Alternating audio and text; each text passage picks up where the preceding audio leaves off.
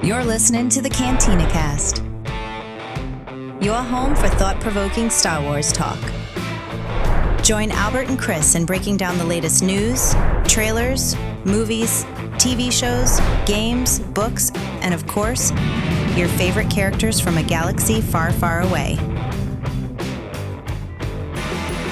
Hello, everyone. Welcome to the Cantina Cast. My name is Albert Padilla, and this is episode 646, our final hype show for Maul Shadow Lord. We are 5 days away from the premiere of 2 episodes that we're going to talk about, as well as everything else that you need to know to get hyped up for this. But honestly, with me, of course, is Chris. Chris, I got a question. I mean, I don't know who's not hyped for this series at this point.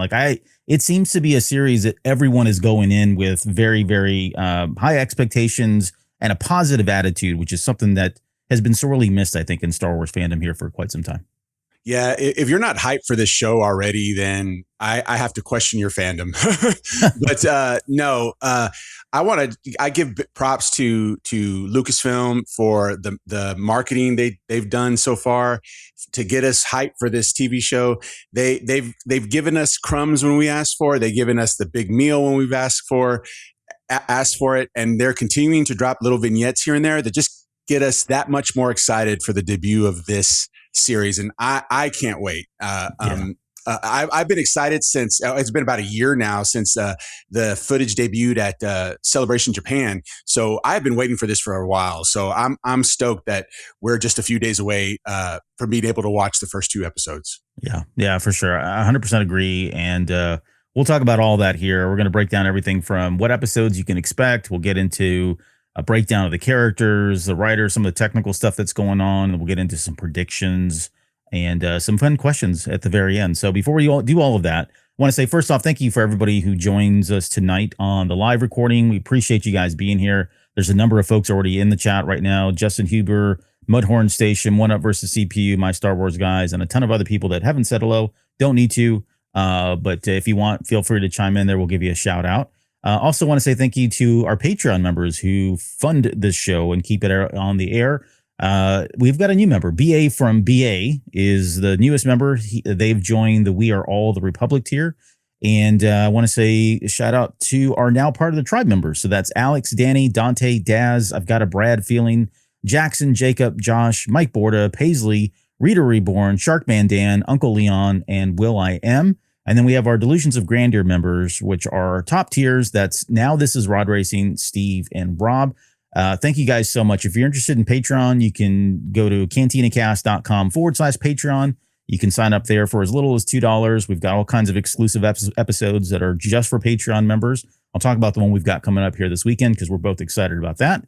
And if you tomorrow, or I shouldn't say tomorrow, well, let's segue into that. This Sunday, that Patreon show is going to be Balance of the Force. So it's a topic that we've talked about from time to time. I don't know that we've ever dedicated an entire show to it. The closest we got is we did a Patreon show with some Patreon members. We kind of got into that discussion, and it turned into a pretty meaty discussion. And it was something that's always been in the back catalog of, hey, we really need to spend some time with this and just let it sit and breathe. So that'll be Sunday night, 9 p.m. Central here for Patreon members. We'll get into the Balance of the Force, talk about what it means maybe to us individually, things that you've heard about it from fandom. We'll get into the George Lucas explanation, as well as some of the other folks who've worked with Star Wars and content creators and actors and writers, that sort of thing, and really kind of break it down and figure out what it truly means to be have balance in the Force. So that'll be Sunday night. And then this Tuesday, Maul will premiere that Monday night or Tuesday AM, depending on your time zone. It's all, I guess, Tuesday AM. But we'll break down the first 2 episodes on Tuesday night, 9 p.m. Central here on YouTube. That'll be a public show. We've got a work cut out for us because that gives us a very small window to really put the show notes together and then, do our personal lives as well. So anyway, so thank you guys so much, all the Patreon members. Thank you, anybody who supports the show. We certainly appreciate it a lot. We hope you can tune in. Before we go any further, please don't forget to like, subscribe, comment in this down below as well. Ring the bell so you don't miss any of the live episodes that we do for our recordings. Okay, with that out of the way, let's get into talking about this little show called Maul Shadow Lord. So I know you've given them some impressions. This is the final episode that we'll do before we're not going to talk about Maul again until we actually get to the series. But you kind of started down this path.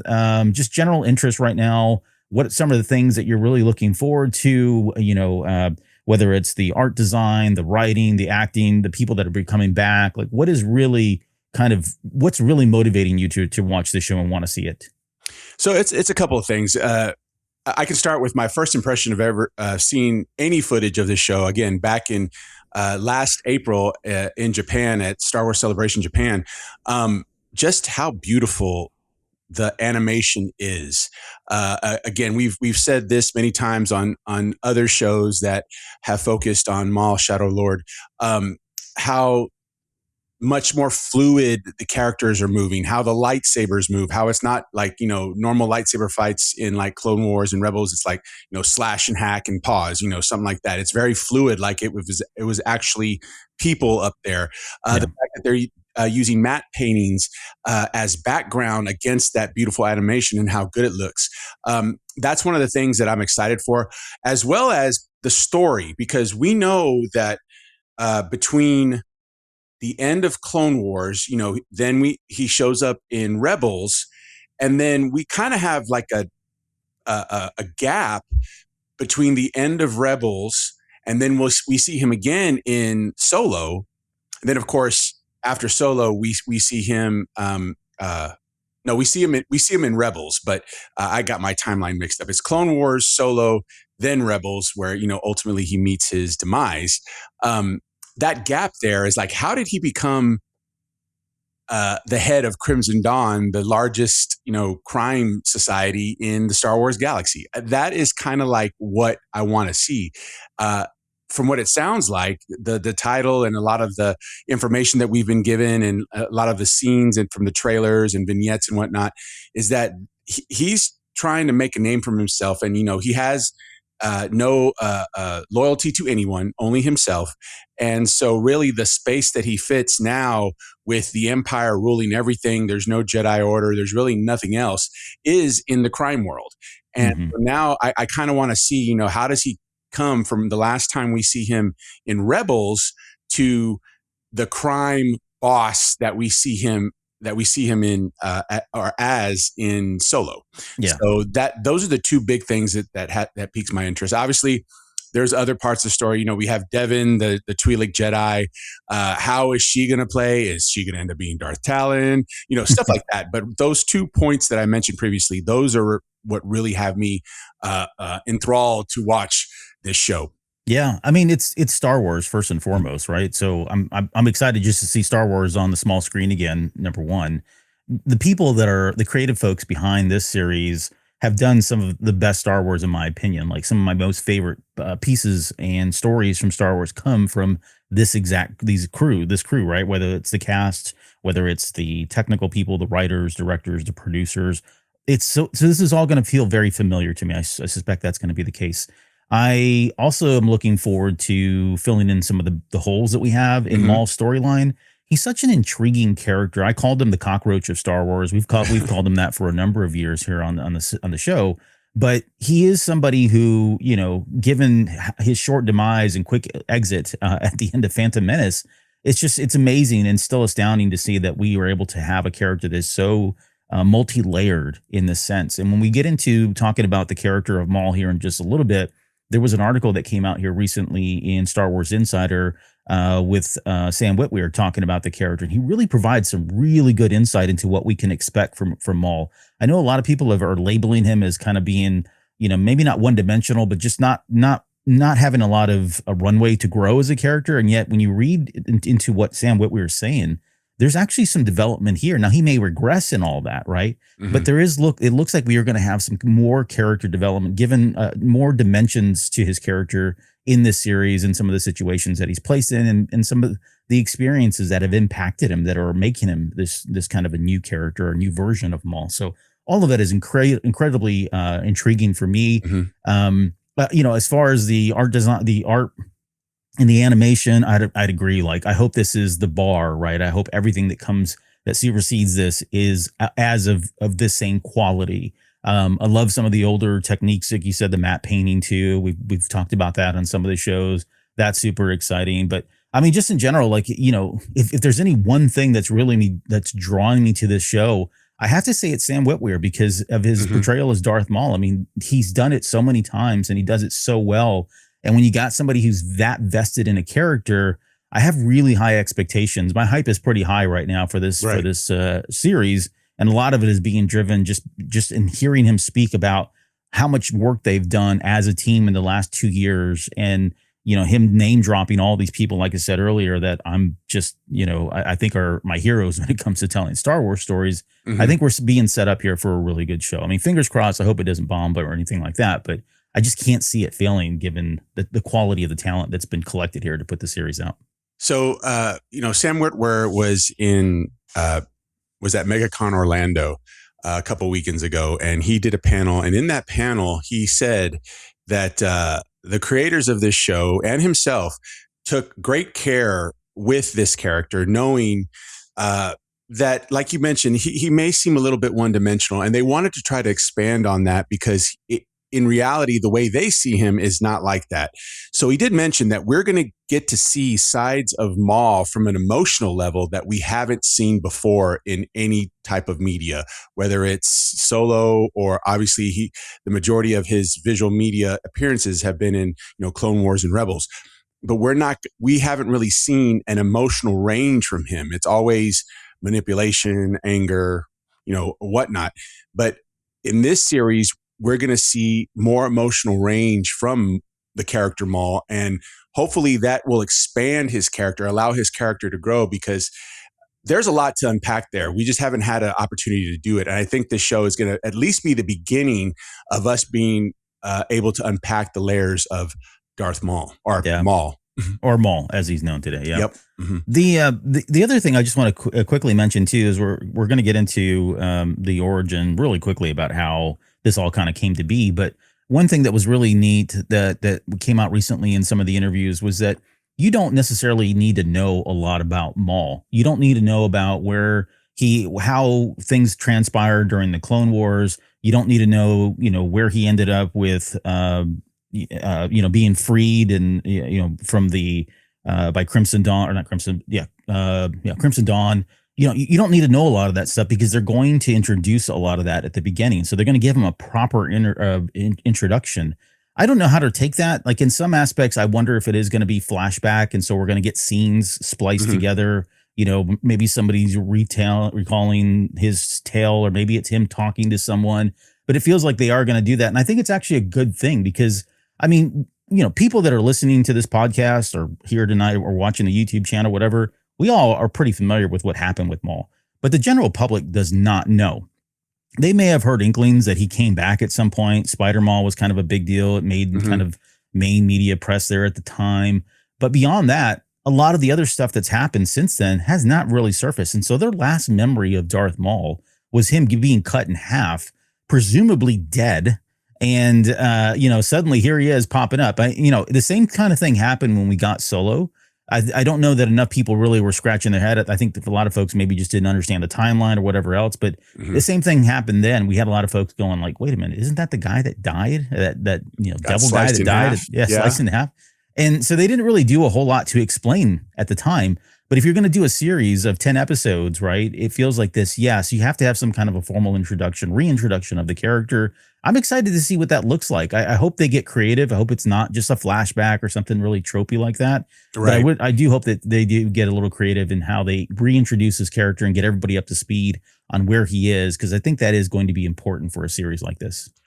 Another thing that Sam Witwer mentioned in his panel at MegaCon was that again, like you said, the way that this show is going to be presented, you don't really have to watch a lot of, Clone Wars or Rebels episodes or go back and watch Phantom Menace, that you should be able to jump into this show without having the backstory. And one of the reasons for that is they just wanted to create a show where it made sense to a casual fan that may not have watched the Clone Wars or Rebels. But another thing that they said is that it's so action packed that you don't have an opportunity to stop and think, hey, where did that come from? Or how did he end up here? Because it's going to be so action packed. So pacing, yeah. The pacing is going to be so quick. So, Yeah, I think because obviously we all know now that if we want these Star Wars projects to stay afloat, uh, the hardcore fans watching it, they're going to do it regardless. And that's not enough to keep these projects afloat. We need the casual fan. We need the television fan. We need the movie fan to come out in droves to support these projects so that we can get more of them. So I think they kind of took that in mind. And again, one of the things they said is that you should be able to jump into the series, not having much knowledge of the character, and still be able to follow and not have to, ask questions about, how did this happen? How did that happen? Yeah. That the way that they're setting up the show is that you won't need that. So I'm looking forward to see how they do that. Cause like we mentioned previously, there's a lot of layers to Maul. Maul has a lot of history. Not everyone knows that history. And in the past, his history has played into the particular storyline, whether it's Clone Wars or Rebels. So I'm curious to see what they come up with to make what they said happen, where you don't need that backstory. So I'm excited and curious to see how that plays out. Yeah, that's good, right? Because it makes it more accessible to just everyone, right? You don't have to feel like you're part of some secret club that knows every gatekeeping information and everything. Gatekeeping or a Wikipedia historian to understand what's going on in the show. That's actually a really good thing. So, all right, so let's get into kind of so what we do here on the Final Hype Show is we're going to get into a quick breakdown of how this thing came to be. We'll get into the tail of the tape, talking about the number of episodes and any technical information that we know, which seems kind of a little short compared to what we've had for other series. We'll talk about the cast and crew and who's playing what, get into some of the character descriptions, and then we'll end on talking about some of the series questions that we have, as well as predictions. So for anyone that doesn't know, this series, there's a couple number of executive producers on here. We've got Athena Portillo, who's, again, I mean, this is like an all-star list of Star Wars producers and creators, honestly. But we got Athena Portillo, Carrie Beck, Dave Filoni, Matt Miknovitz, Brad Rao, and Josh Rhimes are all executive producers. The usual suspects for Lucasfilm Animation. Yeah, right. Scum and villainy right there. Right. And I mean that in the most flattering way in terms. And then we've got someone named Alex Spotswood, who's the co-executive producer. The writers on this are Dave Filoni and Matt Miknovitz. So that's already in good hands, in my opinion. Of course, these are characters that were inspired by George Lucas, including Darth Maul and all the characters that they worked on during the Phantom Menace and some of the ones that carried over into the Clone Wars, et cetera. We'll get into all those here in a second. This series, I think it started about 2 years ago from what some more recent interviews that Sam Witwer has been doing, that this has been in works for about 2 years at least. So that puts it, right around the time that we were still in the midst of the Bad Batch and that kind of wrapping that up. So this felt like it was, they had already started the ball rolling on this one. But this really came about as a result, the storyline that we've got here, this backstory of Maul and where he was between, after the Phantom Menace until maybe Rebels. The story that we're going to see was something that came up originally between Dave Filoni and George Lucas during when they were making the Clone Wars and some of the Rebels stuff, right? So they were kind of talking, pitching ideas. Filoni was a part of that. Witwer was a part of that. They were kind of saying, coming up with backstory and that sort of thing. And it kind of eventually molded into this, some of the story that we're about to see here. So I should also mention, like earlier, we do get a vision of a small portion of Maul in Solo: A Star Wars Story. At that point, he's kind of at the peak. He's now in charge of all the major 5 crime syndicates that exist in the galaxy. So this is just before that for anybody that's not sure of where the timeline is. This particular series was first announced at Star Wars Celebration in Japan. So that would have been April 2025. So they'd already been in production for about a year, maybe not some level of production within about a year. The official synopsis for the series said, after the events of the Clone Wars, Maul plots to rebuild his criminal syndicate on a planet untouched by the Empire, that planet being Jarix. Is it Jarix or Janix now? Janix. Janix, yeah. There he crosses paths with a disillusioned young Jedi Padawan who could be the apprentice he is seeking that will aid him in his relentless pursuit for revenge. That kind of changed a couple of times, which is the case usually by the time we get to a week before, the synopsis is kind of finalized and it doesn't really change at that point. It is interesting that they're highlighting the apprentice portion of it more. When you look at the vignettes and you look at the TV spots, they've really kind of put a focus on that. I wonder if that is going to be a red herring. Save the thoughts though, because we'll talk about that here in a little bit in Mhm. terms of, how far are we going to go down the path of like a Darth Talon or, him really trying to, recruit her as an apprentice. And then the other thing that came up recently, Whitwer had said this a few times, but he said this show is bad guys versus worse guys, and Maul's on the bad guy of the equation. So we've got the good guys and the bad guys. There are bad guys and the worst guys. The worst guys being the Empire, the bad guys being Maul and his group, and then we've also got another group of questionably good security or police officers that we'll talk about here as well in the TDF, the Tactical Defense Force. In total, there's 10 episodes. The first 2 episodes air, of course, on Disney Plus here on Tuesday morning, 2 a.m. Central our time. We're going to get 2 episodes. I'll run through the names here. The Dark Revenge, Sinister Schemes. April 13th will be Whispers in the Unknown with Pride and Vengeance. After that, April 20th, we get Inquisition and Night of the Hunted. April 27th, Call to the Oblivion. The Creeping Fear is, and that's a name that if you've been around a while, you know what that name means. And then the last 2 episodes will air on May 4th, Strange Allies, and then the finale. So 10 episodes crammed into a matter of just 5 weeks, which is really great as a viewer, but really not that great as a content creator because we have to put that stuff together. It's a lot of work. It's a lot of work. Last thing, and then I want your thoughts on all this, really. The last thing this is probably one of the more interesting things. Like, I'm a huge Kevin Kiner fan. I've always loved his work. I think that the song that he does at the end of Twilight of the Apprentice in Rebels season 2, I love that song. Like, just that one piece where everything's kind of coming together and Kanan's blind and you see Ahsoka kind of turn and go back into the cave and it's crescendoing and it really ends with Ezra, opening the holocron. That piece of music is just so one of my favorites, but he's such a great composer in his own right. He's able to kind of come up with his own stuff that feels very much like Star Wars. And yet he can still take a lot of the John Williams stuff and blend it in or just kind of change it a little bit and still make it feel like Star Wars. Well, he's actually helping out from what I understand, but the main people that are tagged as the music composers for the series are Sean and Deanna Kiner. Those are his daughter and his son.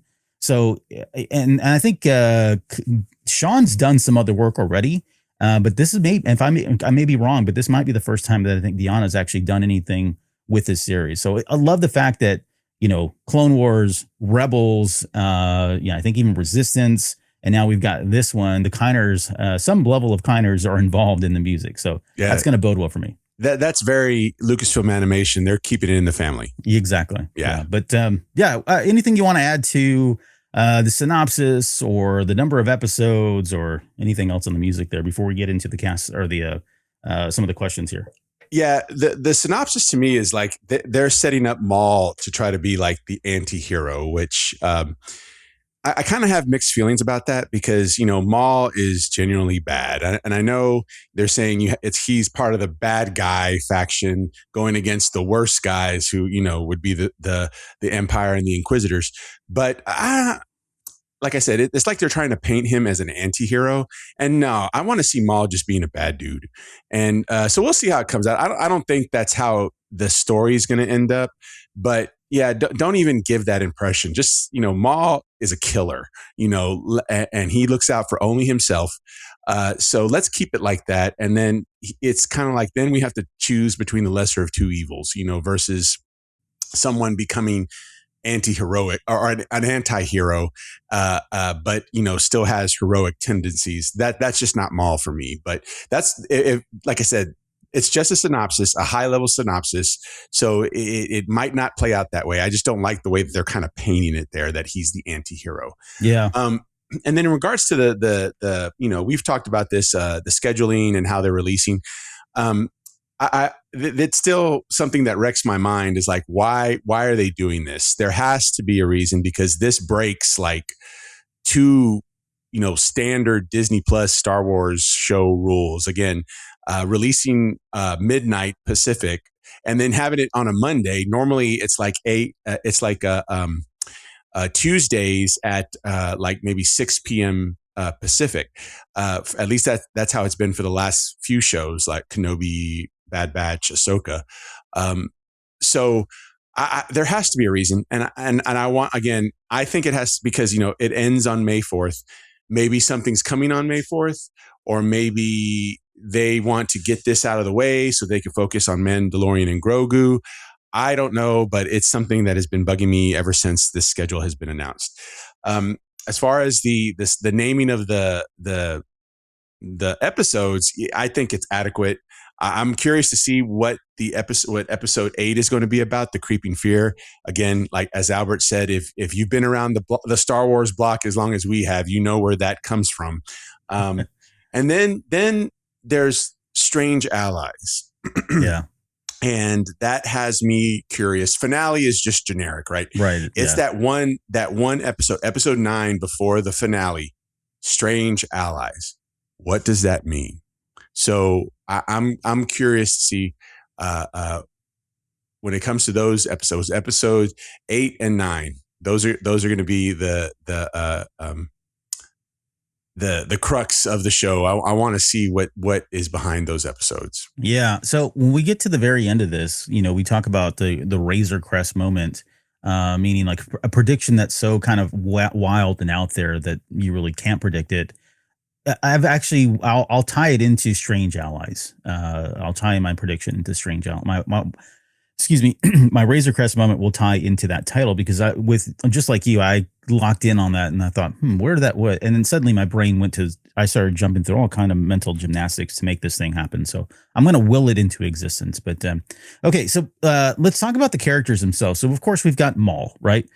Played by Sam Witwer, as we mentioned. I've got a couple quotes here I want to talk about. This is something that, again, I mentioned, I think at the top of the show where he did this interview with Star Wars Insider. I think it was Amy Ratcliffe who did the interview. So credit to her. She's an amazing person.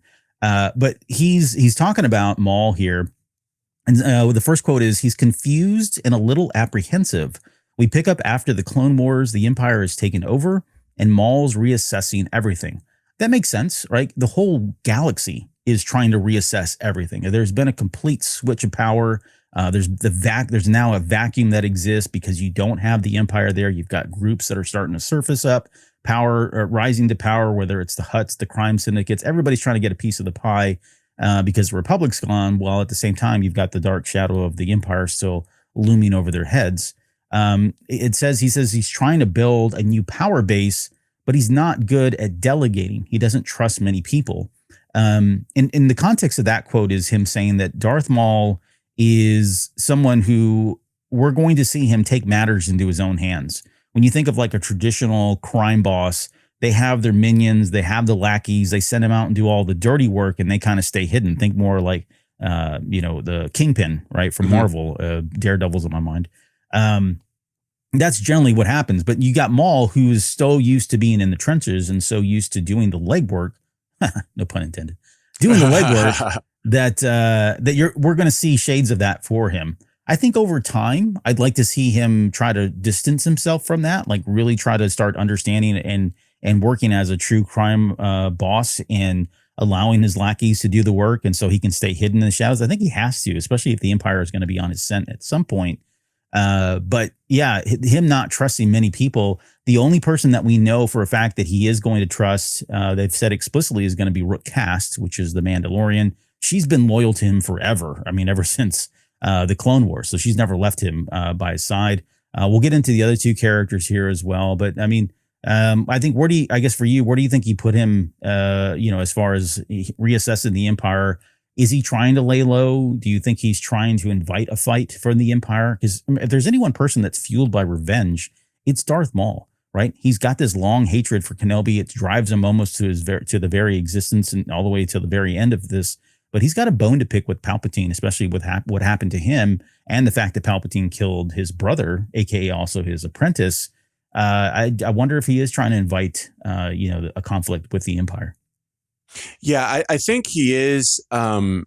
He wants revenge.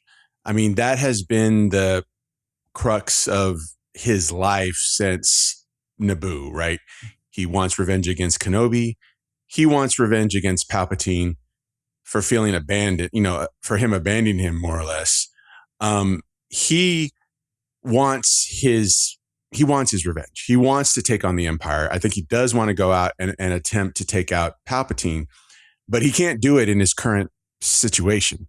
Yeah. And so I think he's this is the beginning of him playing the long game, hopefully for him to get to a point where he can effectively challenge the Empire, throw wrenches in the Empire's schemes and then eventually get to Palpatine and get his revenge.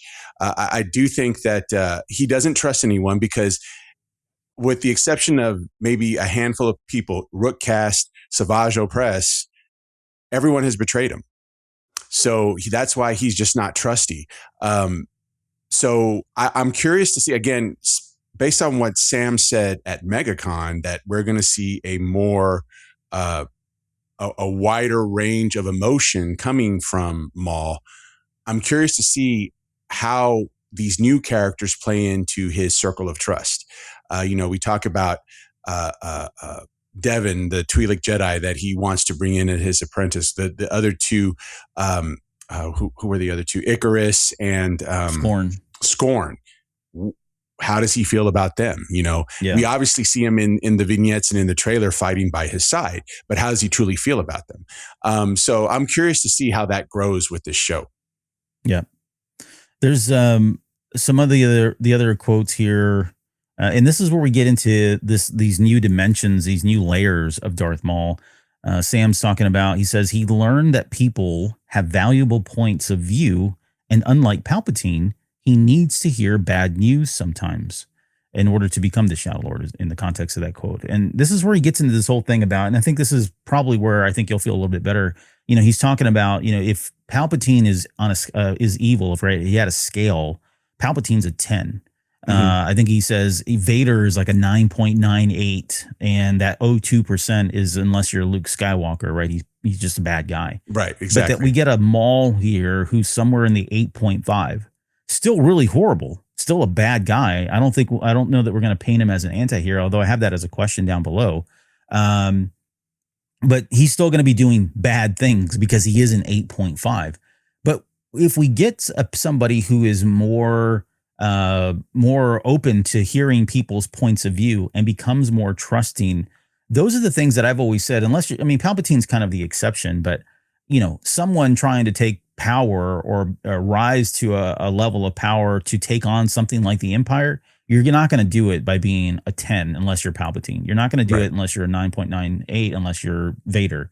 He's just not those guys. I love him to death, but he's not. And so he's got to figure out ways to bring people to the table, right? The proverbial table, how to build up his group. And that's going to have to mean he's going to have to change some aspects of his life and how he talks to people, how he persuades people, how he manipulates people, how he listens to people.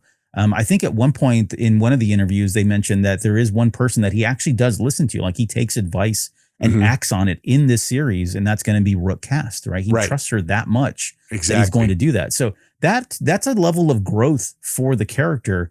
And, I don't want to talk too far in advance here about where I hope this series goes, because I don't think it's a one and done. I don't think it's a 1-season series.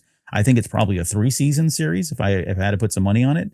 But even if they just did 2, maybe the first one is getting him to kind of level set reset the playing board with everybody by the end of season 1. But I would love to see him at some point actually make it to the top. I'd love to see that growth, and I'd love to see him kind of build on these new skills, whether they're soft skills or hard skills, and have him grow as a leader. Again, still a horrible leader, still a horrible person at an 8.5. But, Kingpin is a really bad person as well. But yet he still was able to kind of rise to power. And then just one other thing that I want to mention too, because it kind of ties into this. When Sam Witwer is talking about, Darth Maul, that we are going to get a different version of Darth Maul where when he speaks and he's talking about things, it's going to make you kind of scratch your head and go, well, he's not wrong, right? You can see his point of view. Like, and that doesn't necessarily make him a good person, because the actions are what ultimately determine whether or not somebody's good or bad. But the motivation could be earnest. And I think that's what we're going to see here. So I'm curious to see how all of that kind of plays in and what kind of new facets we get of the Darth Maul character. Yeah, I think that's what I'm excited to see. Because, Sam said it in this interview from the Star Wars Insider. Again, he said a lot of stuff at his panel at MegaCon. I think we're going to see a different Maul. But for me, I want to trust the story. I want to make sure that if it makes sense, I can accept it. That's my thing. But for me, Maul still has to genuinely be a bad guy. Now, if he brings in more people into his circle of trust, and then he's able to coordinate more, that's what he needs to do to, like you said, to get to where he wants to be. But at the root, what's driving him is his hatred. Again, when we can go back to talking about the dark side like we did before, but is his hatred and his need for revenge against the Empire and Palpatine. That needs to be what drives him, not necessarily his alliances. That's why a lot of these, what we've seen so far as from trailers and vignettes and like a couple of the titles for the episodes, kind of lend to see, okay, we're going to see something different, but at the core, Maul still needs to be who he is, and coming from me. So again, I'm curious to see where this all leads up. But what I'm most curious about is this new Maul, and is it just going to be a different layer with the same core, or is his core going to change? Which I don't want it to, but again, if it makes sense in for the sake of the story, I'm for it. So let's see how it plays out. All right. So on that note, then I got a quote here, and I want you, because this it kind of goes up against what you just said here a little bit. This is again we were talking about this new version of Maul. He says, "This is Maul speaking, looking at the galaxy and saying, boy, we could sure use a Jedi Knight or two. At least with a Jedi, there's something to respect there. This Empire, he sees no value there. Right. Just a naked grab for influence, power, and money. Principles are gone." And he looks at that with a certain level of distaste. He may not have agreed with the Jedi Knights, but at least they had principles. You knew what you're dealing with, and you could reason with that. There's no reasoning with the Empire. That is that's a level of maturity, I think, that I would not have expected from somebody like Maul, who was just kind of this. He'd been trained to be just kind of like this savage killer, right? All his life. He was essentially Darth Sidious' weapon. That's what he was. He was just essentially a sword. Not anything more, not anything less. Yeah. So now you've got him looking at this and going, wow, the Empire is bad. Like, there's no value here. There's no honor. You can't respect them. It's just, like you said, a naked grab for power. That to me feels weird because, we just talked about this in last night's episode about what the Sith want. And that is ultimate power, right? They just want power. It's greed. And the more they can have, the more they get, the more they want.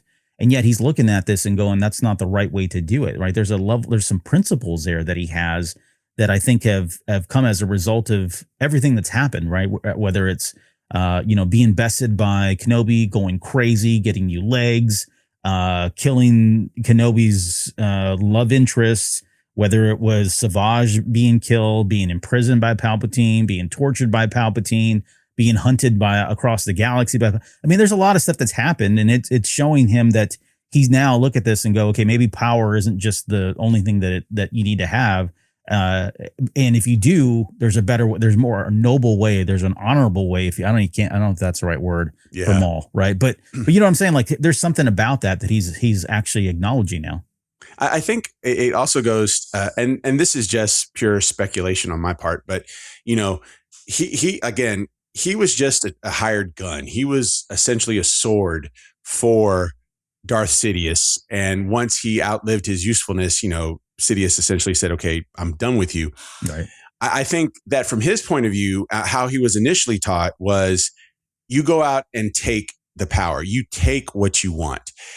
And I think what the Empire does now with Palpatine sitting at the top is now they kind of hide behind the bureaucracy of the Empire. And essentially the Sith, being Vader and Palpatine, are just using the Empire's bureaucracy to take what they want and sitting behind them versus being up front and just forcefully taking it by force.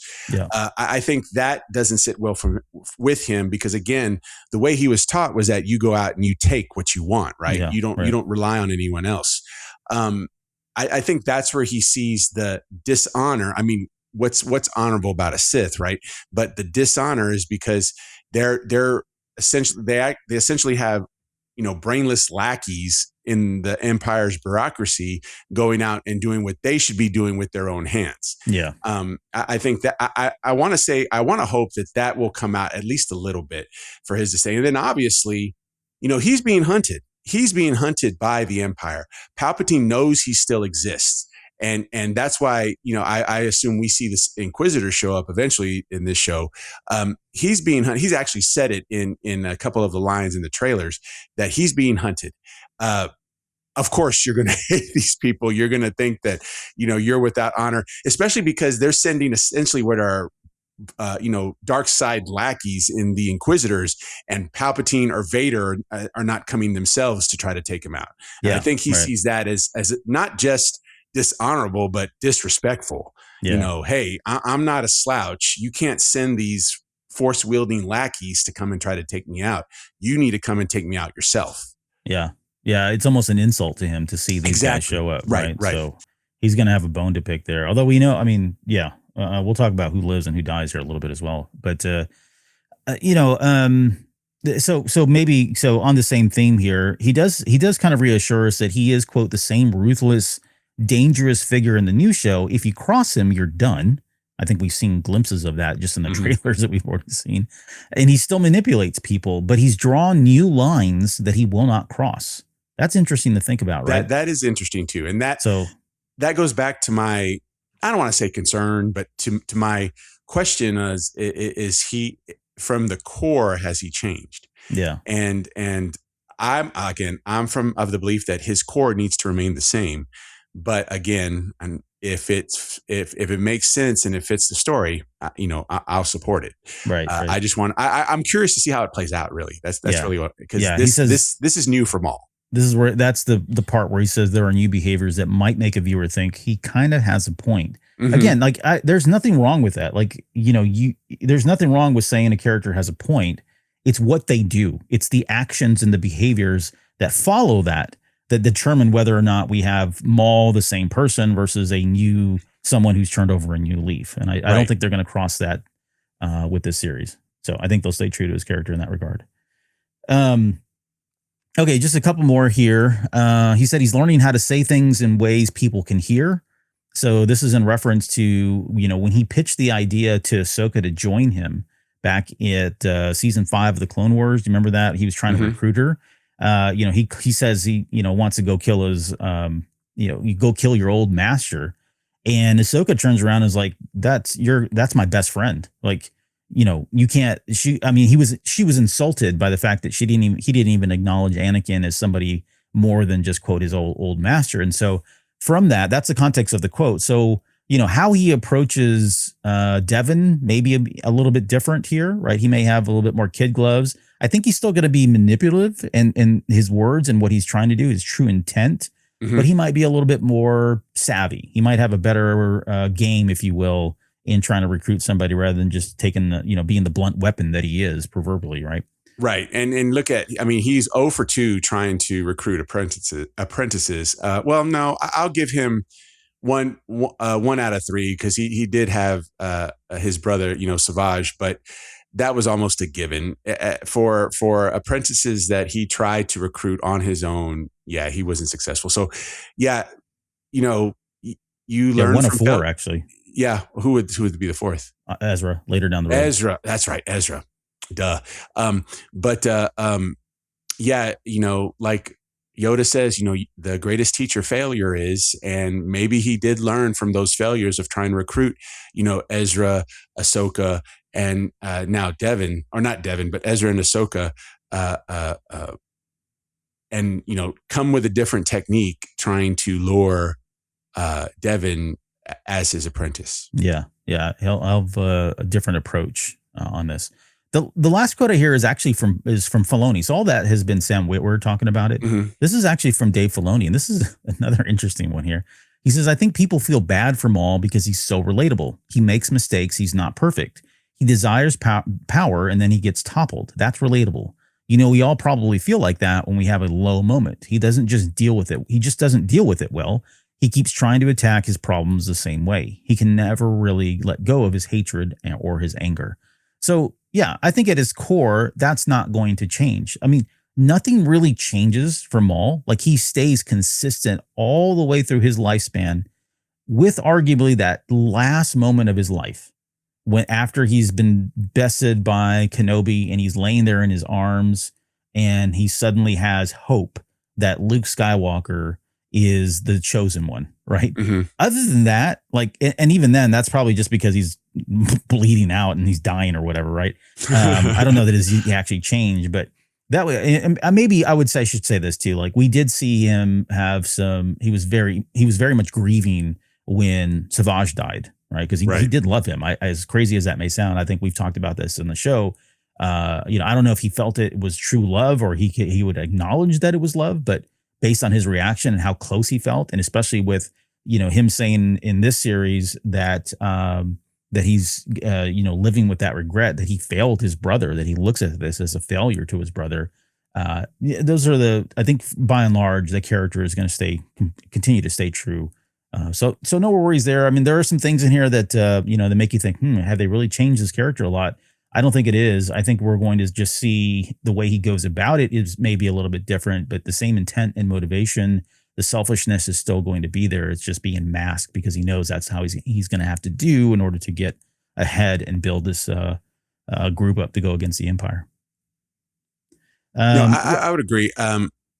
It's like I said, I think that's how it's going to work out, is that, at his core, Maul is probably going to be who he always was. Just a couple of other emotional layers on top now that he's matured. I just don't want his core to soften at all, but we'll see. Again, if that's probably going to be my run-in topic tonight, is that, because with the quotes, putting this stuff together for the show, the quotes, and then reviewing all of the trailers and vignettes that we've gotten over the last 2 weeks, I'm like, plus what Dave Filoni has said, what Sam Witwer has said, is Maul going to change at his core? So that's the question that arose for me. So yeah, I'm ready to see if I'm right or wrong. Right. I don't think you're wrong. All right, so let's quickly on the comments. Mudhorn Station says, I'm really looking forward to Maul Shadow Lord for many reasons, but must admit, one aspect I'm looking forward to most is Rookcast and the Mauldalorians. So big Mauldalorian. I mean, you've got a Mudhorn symbol, so that it tracks. Mm-hmm. Justin said, so in a way, Maul kind of started the rebellion. Yeah, probably. There's a couple of different ways you could define where the rebellion started, but everybody had a hand in it, including the Force, the will of the Force. Mm-hmm. Okay, so the other characters, and we won't spend nearly as much time on them because we just don't have a lot to go off of, quite honestly, right? Maul is the focus of this, and so there's been a lot of discussion and background on this character already, on what to expect. But we've got Rookcast being played by Vanessa Marshall, so no stranger to Star Wars voiceovers. Going to be good to have her back as Rookcast. Mm-hmm. She is the first lieutenant to Maul, and like we mentioned, Maul actually listens to her. You've got Icarus, which is one of the Zabraks that we see. We've got Icarus and Scorn. Icarus is played by Steve Bloom. So again, I mean, legendary Steve Bloom. I mean, God, he's done everything. We're not going to talk about his work history here. We also have the 11th brother, which is AKA the Crow. This is the one that we know Ahsoka is going to kill eventually in Tales of the Jedi. Tales of the Jedi. Yep. Yeah. So I'm going to go on a limb right now and just say he lives in this series. So I know that's a bold prediction, but I'm predicting that the 11th brother will survive in the series. And then we've got Devin Izara. So this is played by Gideon Adlin. She's the Jedi Padawan to Master Iko Dio Daki. We'll talk about him in just a quick second. She's on the run from the Empire, and they're both hiding on Janix. Janix, by the way, we talked about this, I think, when we were breaking down the comic book. The comic book, yep. Yeah, and it does feel like, I think we used the term Gotham City as a kind of relative city that you can expect, right? You've got a lot of crime. It's far away from everywhere. Like the Empire hasn't gotten here yet, right, although we know that's going to happen in the series. And you've got a lot of corruption. Yep. You've got the police force that may be a little corrupted. They seem like they're not lawful good by any means. So they're hiding in the city. It's probably a good cover given this, everything that's going on.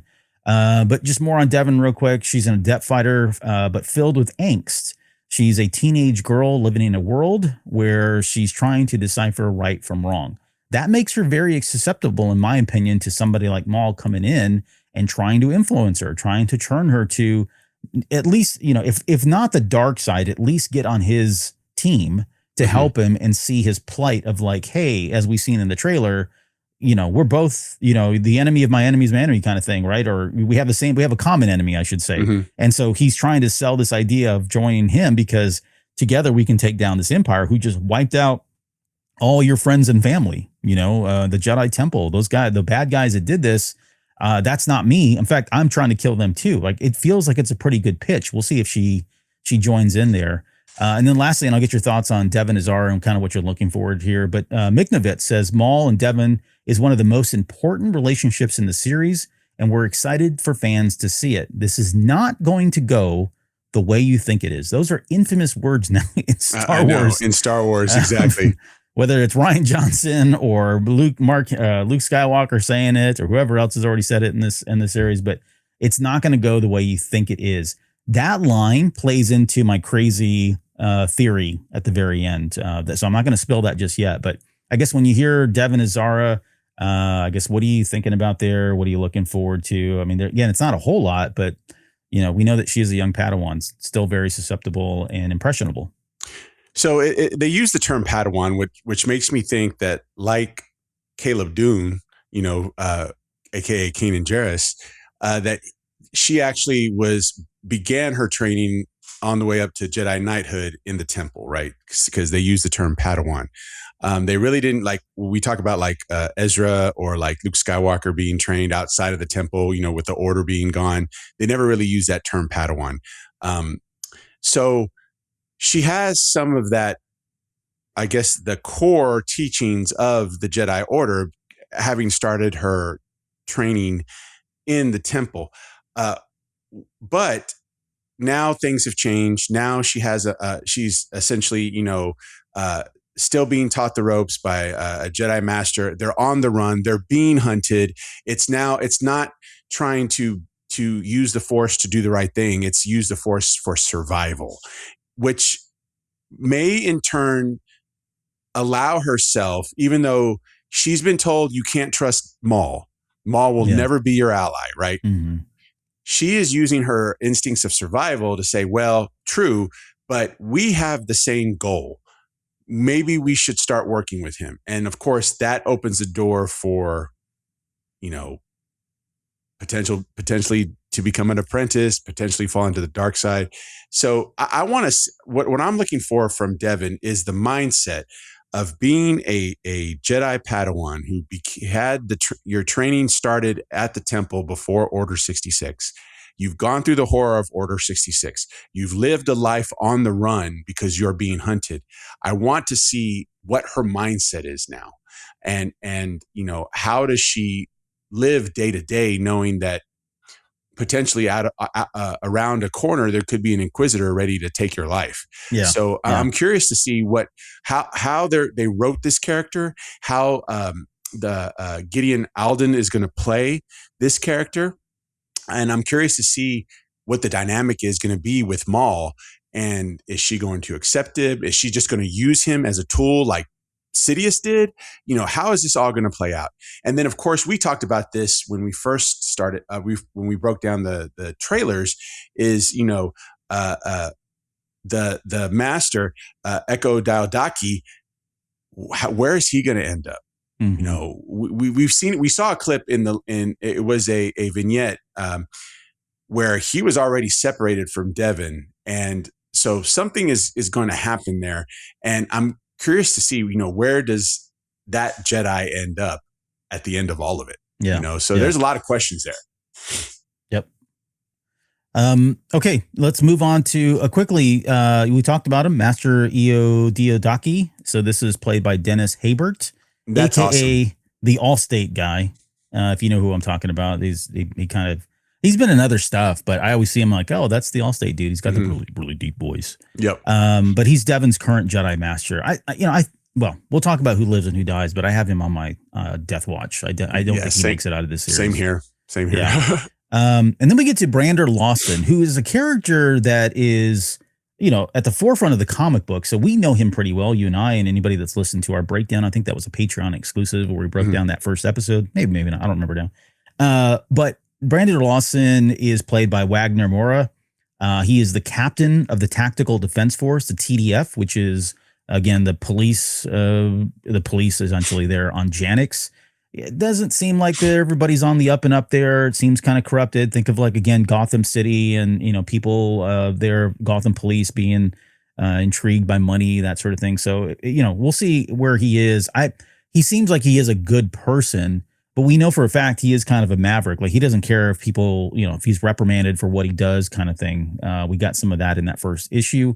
He is a former bounty hunter. That came out in the comic book. That was an interesting aspect. We haven't seen anything as a result of that in the comic yet, but maybe we see bits and pieces of that here in the series. Maybe the way he goes about apprehending people, maybe he's a little bit more brutal than he needs to be. And then we also learned that he has a son in the comic book. Funny enough, and you mentioned this, I hadn't seen this. In the credits, when you look at the cast, there is somebody named Riley Lawson, who's played by Charlie Bushnell. You and I were just talking before we came on air. We're assuming that Riley Lawson is that son of Brander Lawson. So right. I don't know the age. We don't know if they're young or older, that kind of thing. But it's a significant enough character that they've given him, given him credit in the credits himself. So he's going to have some dialogue. He'll probably be on the show as well. So we expect that character to kind of be, maybe not. I mean, it seems like this series right now is going to be primarily focused on Maul and Devin and fighting the Empire. But the angle at which the TDF interacts and how they play into all this, I'm not really sure. Like, I haven't got a good handle on it. It feels like they're just kind of going after Maul because of things that are happening, trying to shut down all the crime syndicates. But once the attention of the Empire shows, like, I don't know. It feels like I don't know what's going to happen to these guys because they're just going to be taken over by the stormtroopers and everybody else from the Empire that come in. And from the comics, we know that's something that Brander wants to avoid. Right. Like really wants to avoid it. And it could be his experience with the Empire as a bounty hunter. But there is a reason why he does not want the Empire to take over that system. Yep. We also have Two Boots. That is the droid sidekick that he has. That is played by Richard Ayoade. I know he's done some other stuff in Star Wars. Yeah. I forget now.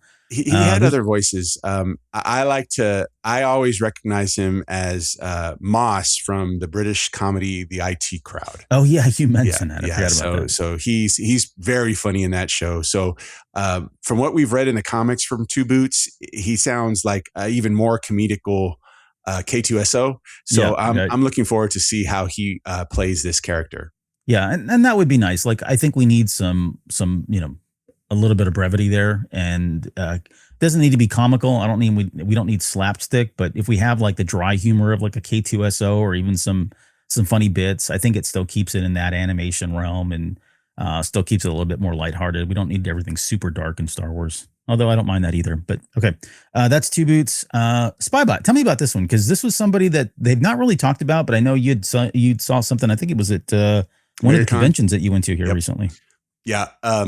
Spybot is going to be Darth Maul's droid, and he is going to be voiced by David Collins. If you're familiar with Star Wars animation or Star Wars or Skywalker sound, David Collins has had his hand in a lot of sound engineering for Lucasfilm and Skywalker sound, as well as he voiced a couple of characters in Lucasfilm animation projects. Clone Wars, Clone Wars and whatnot. He's also, if you go to Star Wars Celebrations, he's also an MC at one of the stages every year. Yep. So you get a chance to see him front and center. But from what we were told is that this is going to be Darth Maul's droid. He's never had a droid before. And he is not going to be the nicest droid to Darth Maul and his crew. So this, I foresee some comedy that maybe, in the story in itself is not supposed to be comedy, but the way that we see it will be comedy, because it's like, who who is going to be mean or rude to Maul? Right, stand up to Maul. Yeah. Stand up to Maul, and not only that, but be a droid.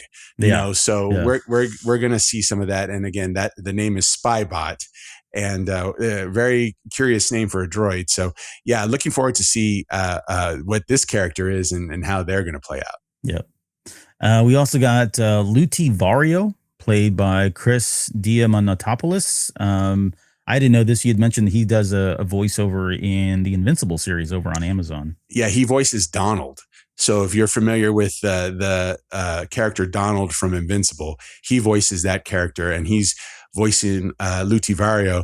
And they also talked a little bit about him in Sam Witwer's panel, and apparently he is going to be funny on purpose.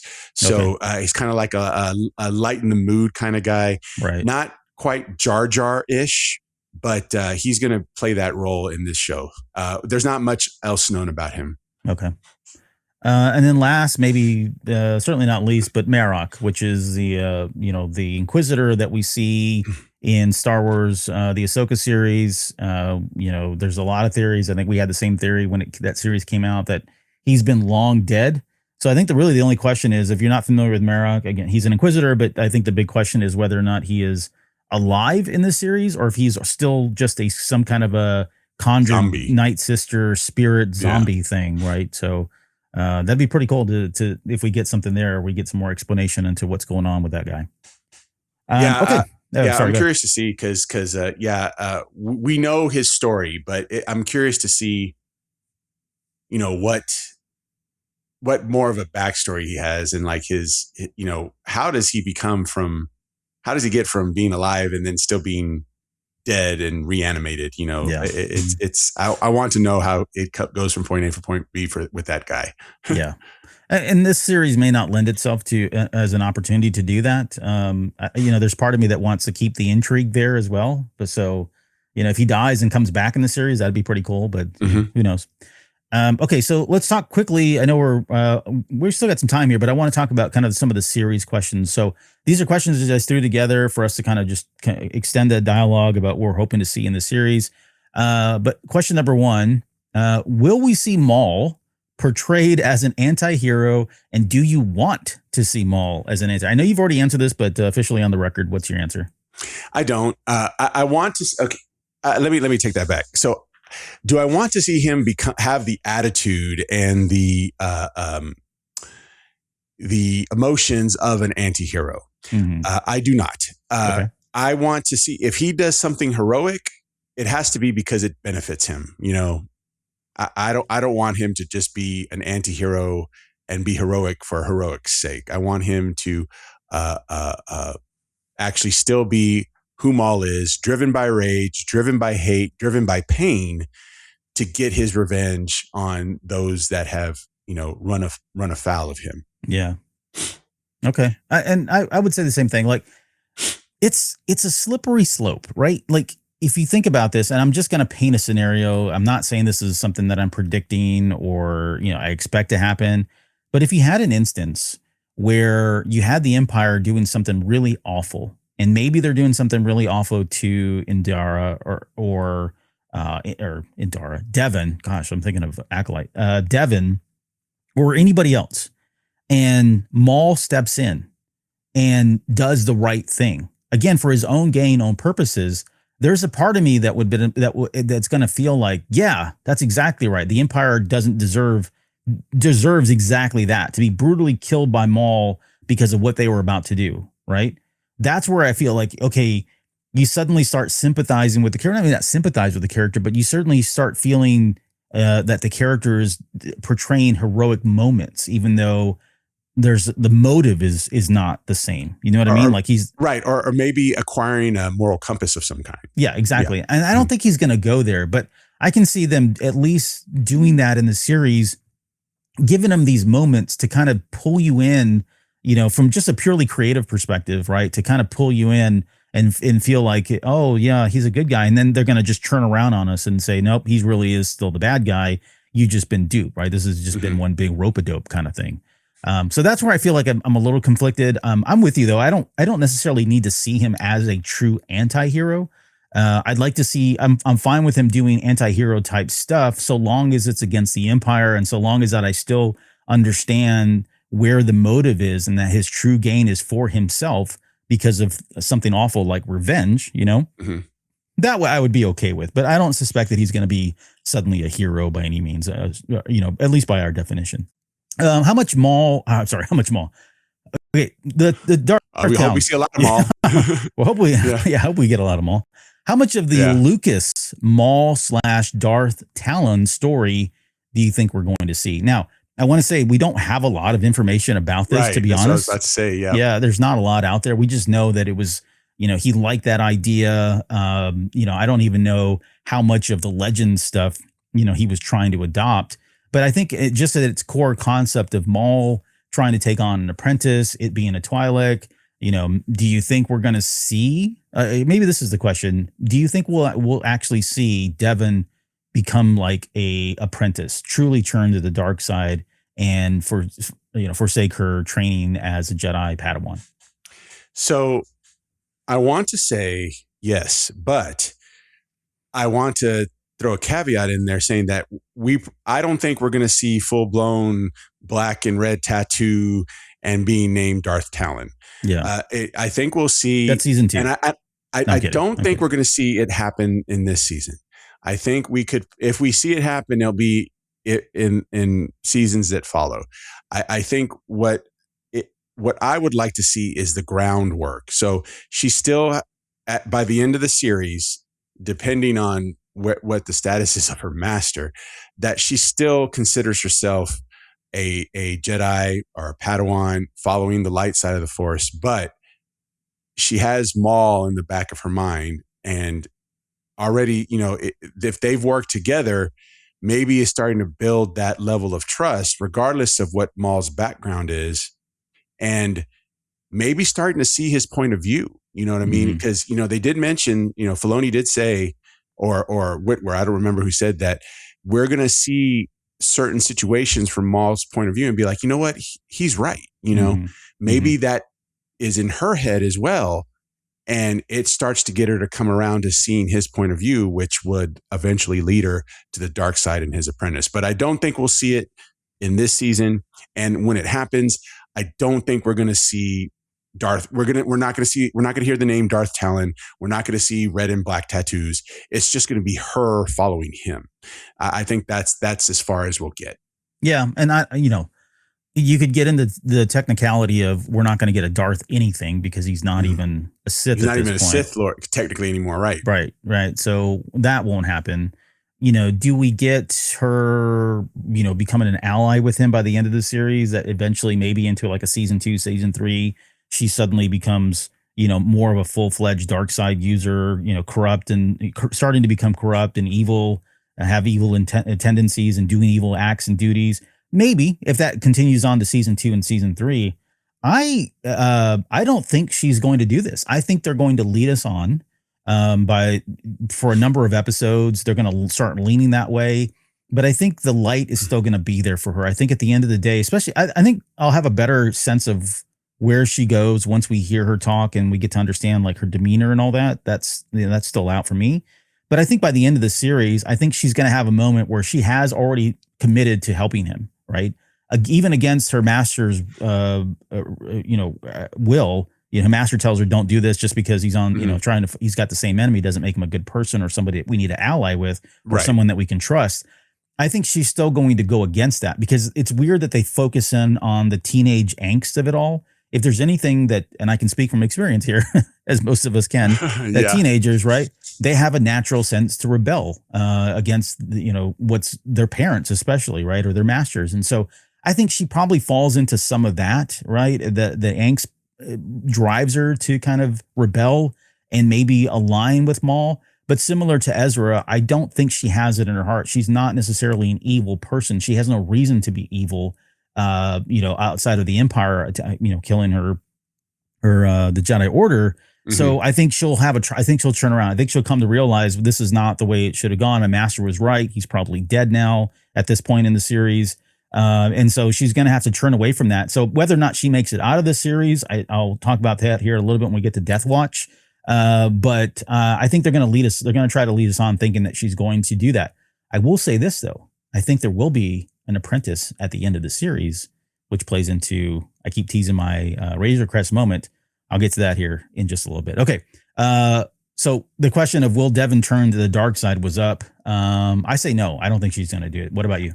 I don't think this season. No, I don't think she will. Okay. So you're saying if she does ally with him and she lives past season 1, you're saying high probability that she would turn to the dark side. I think that if she lives past season 1, and then there's the status of her master. True. If the status of her master is what we think it's going to be, then I think there's a good chance, because, at that point, her, the person that she was following that was teaching her, right from wrong and what is gone, that voice of reason is gone. Now all she has is Maul, and she's young. And again, she's going through a lot of the same situations, being hunted by the Jedi, running for her life. Yeah. That is the easiest recipe to become like he is. And so I see that happening. If she survives, I see that happening in either the next season or a third season if it happens. Right. But again, it depends on the status of her master. Where does that character end up? Again, I know we've talked about, the Razor Crest moment, and we talked about are they not the death list? I think Death Watch. I think he's going to end up not making it, but we don't know. So we'll see. So you're thinking more of a product of her environment, depending on how things go here in season 1. Exactly. Okay. But I don't think she's going to make a turn. I don't think she's going to make a turn in season 1. Yeah. Yeah. I'm with you on that too. Okay. Will Vader or Palpatine? So wait, quickly, in the chat here, and I'll get to your question 1UP versus CPU, because we're actually going to talk about other cameos. But he also said she can't really become a Darth without Palpatine's student, right? Yes, that's true. Like, he's the only one that could, knight her, grant that title. Exactly. Yeah, give her that title. But she could very well be an apprentice. There's nothing that forbids her from being Maul's apprentice. Sure. Paula 1966 says, hello, do you both think that the pink Twi'lek in Maul Shadow Lords will become Darth Talon? Yeah, we just talked about that. If you want to rewind a little bit, but I think what we're saying is there won't be a Darth Talon per se per title. At most, I think the only aspects that, and the way I would capsulize this is, at most, I think what we're seeing being borrowed from those conversations between Lucas and Filoni about that Darth Talon and Darth Maul kind of pair up that was supposed to happen here in the final 3 episodes. I think it's probably just the fact that he's got an apprentice, and they're going to lean into some of those conversations and some of the situations that exist and play with this idea of, should I ally with someone who has the same enemy as me, right? Should I make a deal with the proverbial devil in order to get revenge or retribution for what happened to, the Jedi Order? I think they'll play with that, but I don't think we're going to necessarily get the Darth Talon and the tattooing and black leather, vixen type stuff. Yeah, I don't think we're going to get any of that. Yeah, I don't think we're going to get that, no. Okay, so on that note there, so I'm going to ask the biggest cameo questions first, and then we can talk about other just miscellaneous cameos. But do you suspect that we will see either Vader and or Palpatine show up in this series? Now, I say series because it could be a season 1, season 2.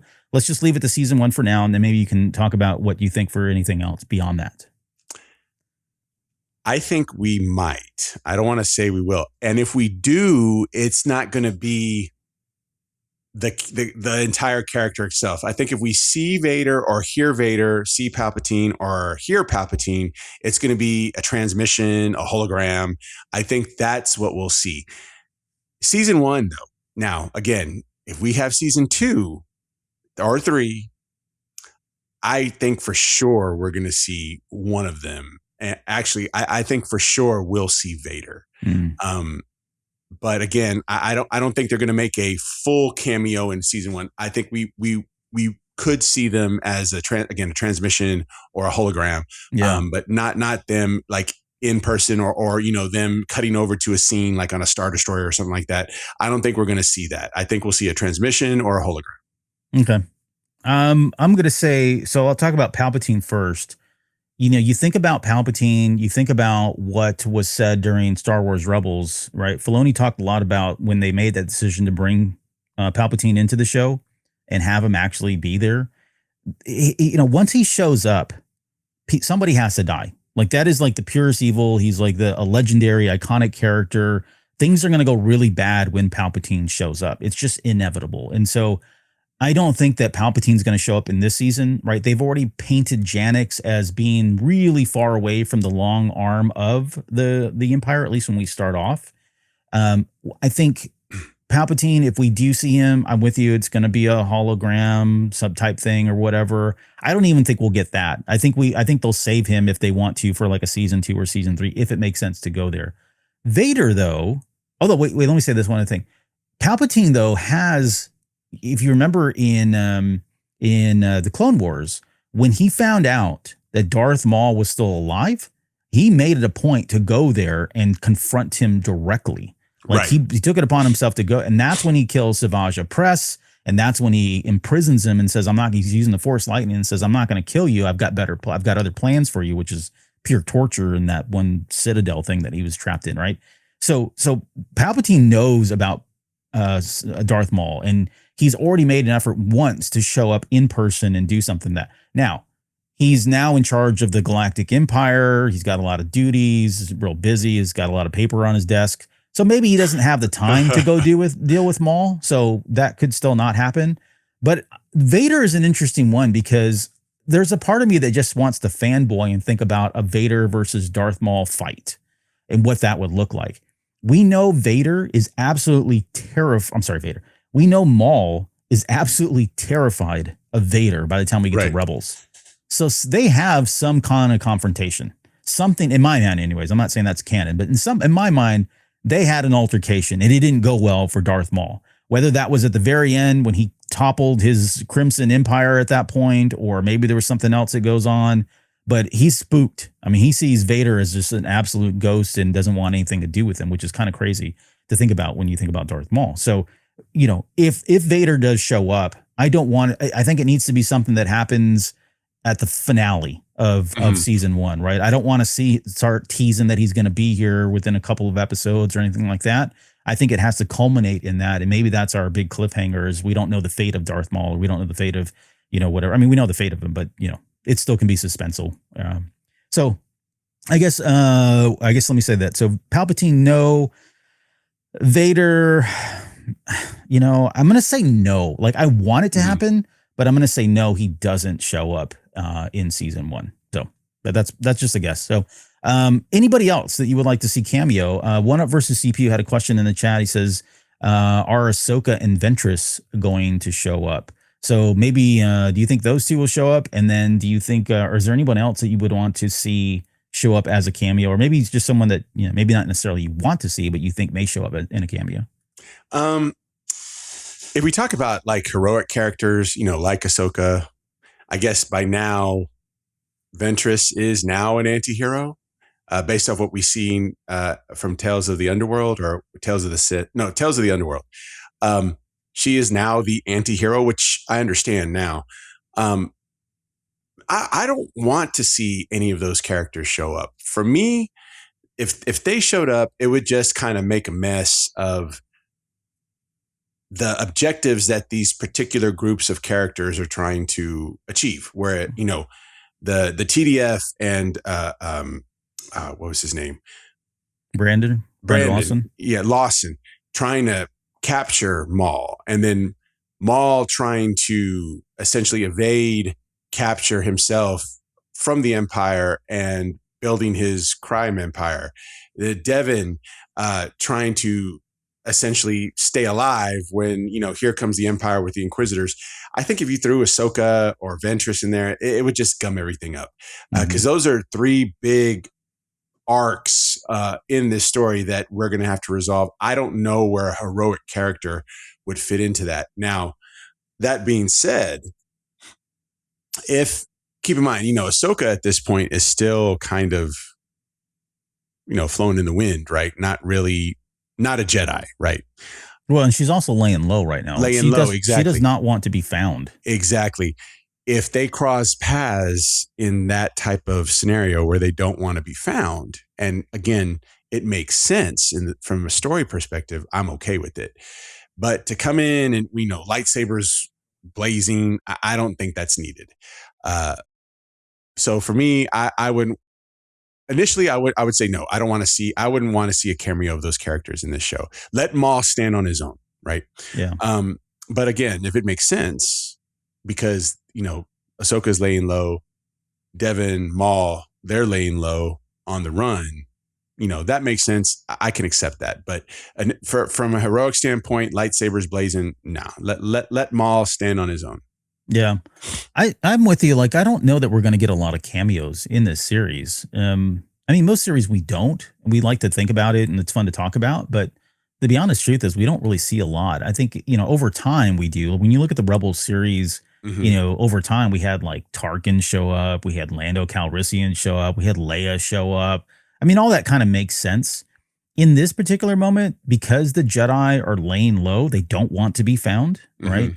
Unless something's happening where, they're trying to snuff out the Jedi, right? Because they can't help themselves but be good.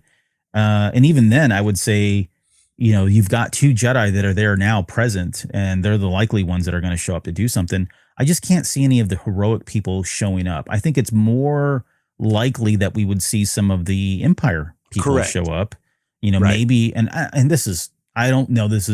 I don't even know if I truly believe or feel like this would actually happen. But, if they send a Star Destroyer, I don't know. Maybe that has, what's his name on there? Tarkin, right? Or Tarkin's probably a little little far fetched.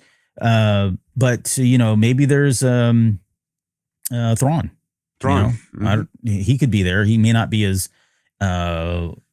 revered as he is by the time we get to like Star Wars Rebels, right? There's opportunities for like, I don't know. I'm trying to think of other people that showed up, but yeah, I think it's probably people from like the Empire that may surface. I was trying to think maybe around the lines of like bounty hunters, that they would run into, that we have that would maybe have a guest appearance. But I just don't know with the number of characters. Like, there are a lot of characters in this series already.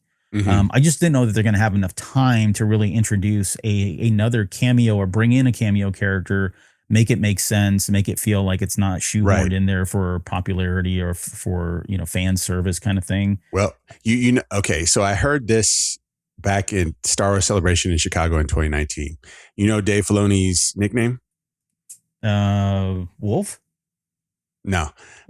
Fan service Filoni. Oh, you're saying what they gave him. So I don't think we'll see. I honestly think because he has the input of like, especially Sam Witwer, because he's also a producer in this thing. They will try to keep the cameo fan service to a minimum, but we all know that Filoni loves his fan service. Now, I give him props because probably 75% of the fan service, well, what we consider fan service, makes sense, right? But then there's some that just are thrown in there to make us smile, right? That's not something I would want to see in this series. This series, just from the look of it, has a lot darker tone than Rebels, Bad Batch, Clone Wars. Let Maul stand on his own. And I think with Sam Witwer coming in behind and being a producer in this series as well, I think they're going to kind of lay low on the fan service, even though, again, that's what Filoni loves to do. Lay low a little bit and let Maul grow on his own, because we only have 10 episodes. And they did explain that Maul's character emotionally is going to grow. You can't really fit that much more into it. Now, where, like you said previously, maybe some Empire level cameos here and there as a flyby or something like that. Or maybe with a little bit of dialogue would make sense and fit. But if you bring in a heroic character into this, you can't, for some reason, in my opinion, I don't think you can just let them kind of lay low and be like a background one. You got to deal with them. You got to deal with the heroic character. Yeah, from a story, I think in Star Wars, for a heroic character, you have to do something with them. Yeah. Whereas for a bad guy, they're in cameos all the time, you know, Yeah. and you don't really have to expand on that. So I hope we don't see that. But if we do, I hope it does make sense. Okay. But don't put it beyond Filoni.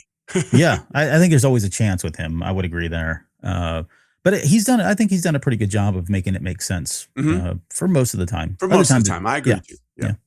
Okay. We're almost running out of time. We're almost out of time here. So let's get to Death Watch. I'm going to run through these characters and we're just going to say lives or dies. Okay. Darth Maul. Lives. I'm just kidding. Lives. Rook Cast. I think she's going to die. Okay. And you don't need to explain why either, because we're out of time on this one. I'm going to say death as well. Yeah. I don't know. Just have a feeling. Icarus. Okay. So between Icarus and Scorn. Icarus and Scorn, how about that? One of them is going to die. Yeah. I think one of them will live. Okay. I don't know who, but one of them will. Well, Icarus, the character of Icarus, right, in stories as the one that flies too close to the sun, right? So I'd say that's probably a dead. Probably could be the one the name is foretelling. Yeah. Yeah. So I think Icarus dies, Scorn lives. The 11th brother lives. We know that because we see him in Ahsoka. Devin Azara. I think she lives. I think she lives as well. Because I think she's going to be a tentpole of this series. So I think she's going to live. Okay. Master Iko Diodaki. Dead. I think he's going to die. I think he's dead. I think he's dead. Yep. Brander Lawson. I think he lives. I think he lives as well. Yep. Two Boots. I think he survives. Survives for me as well. I don't know anything about Spybot. I say lives. I say they're going to need him around. So I say he's going to be one of those people that are going to be too mean to die. So I think he's going to live. Yeah. Luti Vario. So I know nothing about this character other than the comedy name, character, right? And then he's going to be the comedy, like the comic relief type character. I think honestly, I don't know what to think about it. I'm going to say he lives just because I don't know much about him. Yeah. I'm going to say he lives too. Cause they rarely go and like kill off like the comedic characters, you know, it just doesn't always happen. And then we're getting, Marok lives. Or dies. He could live or die and be totally live or fine. die, but he's still here. He's still going to be there. Yeah. Yeah, exactly. The road, so lives with air quotes. And then Riley Lawson, which is his son. Don't know anything about the character. I'm going to say lives. I'm going to say lives. Yeah. Okay. All right. All right. And then the last thing we do here is talk about a Razor Crest moment. So this is a wild and unpredictable prediction, something that can really just kind of be out there left field. And I know this is probably your first time doing it. So did you have anything that you want to throw out there as a wild prediction that you want to make? We'll note the time and you can have all the bragging rights if it comes true. So this is a wild prediction, even though I just said I don't think it's going to happen. That's okay. That's wild. I think my wild prediction is we will see a Vader full-blown cameo at the end of the series. It's kind of like what we saw in Rebels when, Vader first showed up at the end of, I think it was the first season or second season. I don't remember, but he showed up and that was it for the season. I think we're going to get something like that. Yeah. Okay. My Razor Crest moment, and stay with me because this is what I do. I was thinking that when I mentioned earlier that we're going to be led on to believe that Darth Talon not Darth Talon, but Devin would be, turned to the dark side. Mm-hmm. I think that's probably going to be the case. But I think I'm going to go out on a limb and say that by the end of the series, or maybe they'll just allude to it, but I wonder, I'm going to say Riley Lawson is a Force sensitive, and that Maul eventually tries to persuade him to join the dark side by the end of the series. And he does. Like, I don't know how we get there, but the fact that we've got the kid named, we've got Lawson as a character. Remember I was saying, like, I don't know how he really plays into all this. Like, he's got to have some hook into Maul outside of just being the police force that goes around and looks for him. But wouldn't that be really kind of weird or crazy that if he did get an apprentice, it turns out to be this Riley Lawson kid instead, right? Or he suddenly decides that, okay, I can't turn Devin, but this other kid has been around here and he's susceptible and he is Force sensitive. I can sense it. And so he goes and he tries to convince him to become his apprentice. That is a prediction. I'm with that. I don't know if that's going to happen. I'm saying that I agree with you. That is a prediction. And if let's notate it at 10:33 Central Time right, on April 1st, April Fool's Day. Yeah. You called this, so that way, if it does happen, the Star Wars fandom will know that you called it first. Exactly. Oh, they will never hear the end of it. They never heard the end of it when I made the call on the Razor Crest dying in season 2. Lucasfilm will need to give you your own panel at Celebration if you are correct. And royalties. I expect royalties. Yes. For this. Story royalties. Yes, absolutely. Yeah. All right. That's the prediction, man. Thank you. That's what I do. Okay. We'll end the show there. I mean, we're 5 days away, T-5, T-4 actually, because it's not too much longer here. I think we're both pretty excited. I mean, pretty hyped about this show. I'm looking forward to it, of course, like we've said. I think it's going to be a great ride. It's going to be a fast ride. I have a feeling it's going to be over before we even know it too, especially since we're getting 2 episodes a week. But man, this is it's a character that I really love the fact that we've gotten so many different layers and dimensions of this character, and it feels like we're going to get not just the same cookie cutter thing that we've had in the past with him. There is another layer here, and it's a layer that's going to be gone by the time we get to like Star Wars Rebels. So we'll get to see the rise and fall of that as well. So super intriguing stuff. I'm really glad that we've got this series, and it's going to tide us over until we get to the Mandalorian and Grogu movie. Definitely, it's definitely going to be a fun time over these next 3 months to be a Star Wars fan. Yeah. Okay. Well, we'll leave it there. Thank you guys for everybody that joined us in the live stream. I'll give some quick shout outs. So Justin Huber, 96, Mudhorn Station, One Up versus CPU, My Star Wars Guys, Music Train joined us. We also had some late folks that dropped in, like Paula, 1966, and Zorellins. Thank you for being here. She says, I managed to join just before the ends. Oof. Going to re-listen to your coverage after. So thanks for chiming in here. And I'm glad you got your shout out. So we'll leave it there. Don't forget to join us this Sunday if you're a Patreon member. We're going to be breaking down the balance of the Force for the first time officially on the show. That'll be a lot of fun. That'll be at 9 p.m. Central on Sunday night, and then we'll come back on Tuesday of next week to give you the breakdown of the first 2 episodes of this series, The Dark Revenge and Sinister Schemes. That'll be Tuesday night, 9 p.m. We hope you guys can join us for that breakdown as well. So on behalf of Chris and myself, thank you all so much for joining, and we will see you guys here on the next episode.